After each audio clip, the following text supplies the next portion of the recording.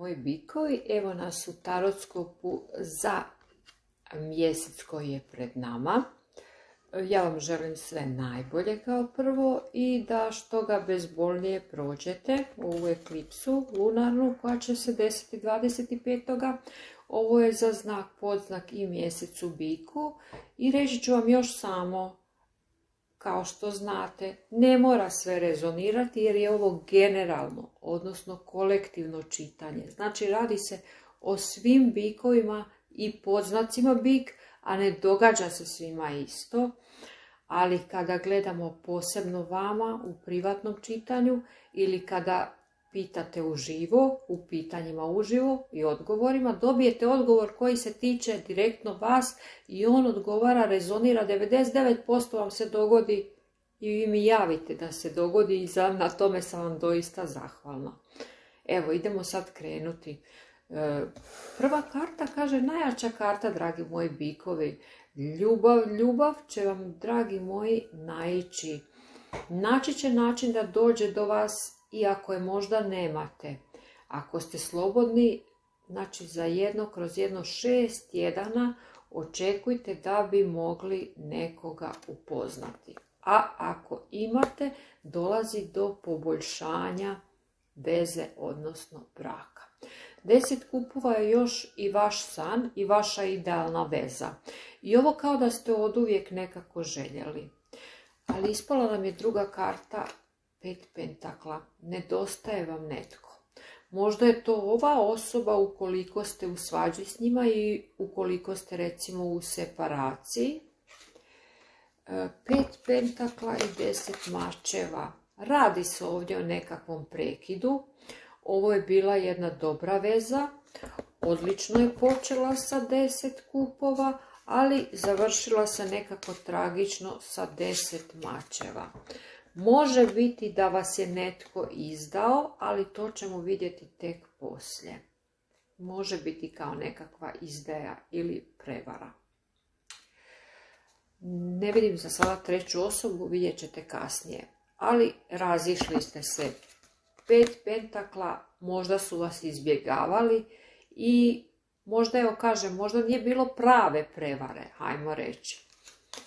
10 kupova i čarobnjak nam je ispao. Vi želite ovu osobu koja možda trenutno ne odgovara na poruke, ne piše vam, ne zovu vas. I izgleda to tako sada mora biti. Jer dalje 6 pentakla, želite ih kontaktirati, ali nemojte, zapamtite, nemojte još, sad ću vam reći samo kratko, Jupiter je u vašoj prvoj kući i možda se radi o osobi koja je udaljena od vas ili je ovo veza na daljinu.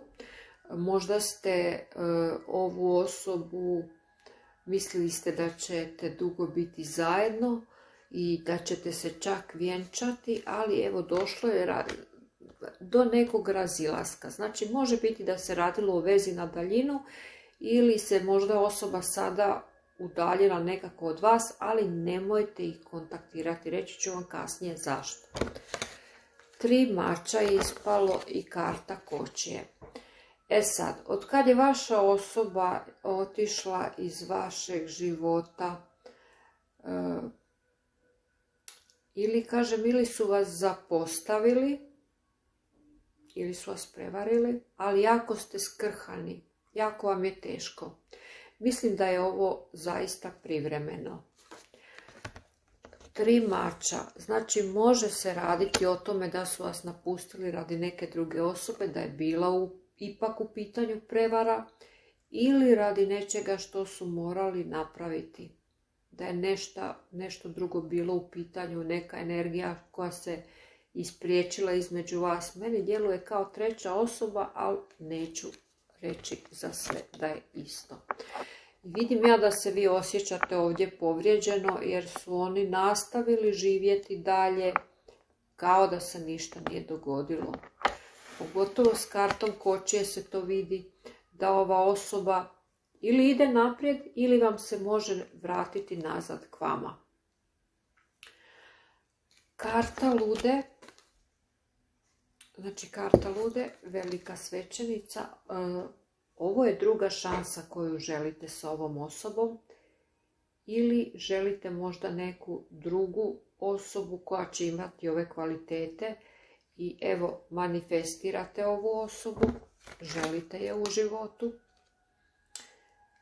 Želite ponovno takvu vezu. Ako se radi o drugoj šansi, mislim da ova osoba trenutno ne komunicira s vama. Znači da ne komunicirate i rekli smo da se strpite jer Merkur je prešao u Ovna, bio je do sada u Ribama i bilo je jako, jako teško pričati, uopće doći u kontakt s tom osobom, ali za par tjedana, 2-3 tjedna biti će puno lakše s njima komunicirati.